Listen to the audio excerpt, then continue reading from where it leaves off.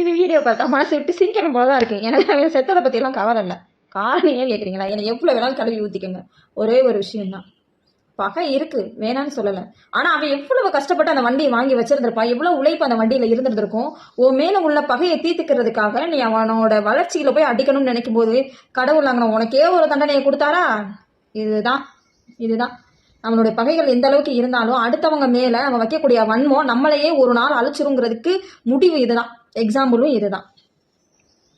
சில பேர் வன்மத்தை கக்குறீங்க, அந்த வன்மம் கடைசியில உங்களுக்கே திரும்பும்.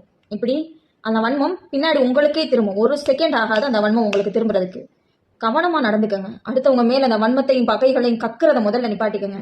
நானெல்லாம் கக்க ஆரம்பிச்ச ஆதாரங்களோட கக்கலாம், அந்த அளவுக்கு கொட்டி கிடக்கு. மேல இருக்கிற ஒருத்தவன் பாத்துக்கிறோம். கடவுள் எதுக்கு இருக்கான்? கர்மான்னு எதுக்கு இருக்கு? காலம் எதுக்கு இருக்கு? காலமே சிறந்த மருந்து ஏன் சொல்றாங்க? நடக்கும், அன்னைக்கு கண் கூட பார்த்துட்டு ஹாப்பியா சந்தோஷமா போயிடும். அடுத்தவங்க மேல பகையை தீர்க்கணும் தயவு செய்து நினைக்காதீங்க. அடுத்தவங்களை அசிங்கப்படுத்தணும், அவங்கள கஷ்டப்படுத்தி பார்க்கணும்னு நினைச்சிடாதீங்க. கடைசியில் இந்த மாதிரி தான் வந்து விடியும்.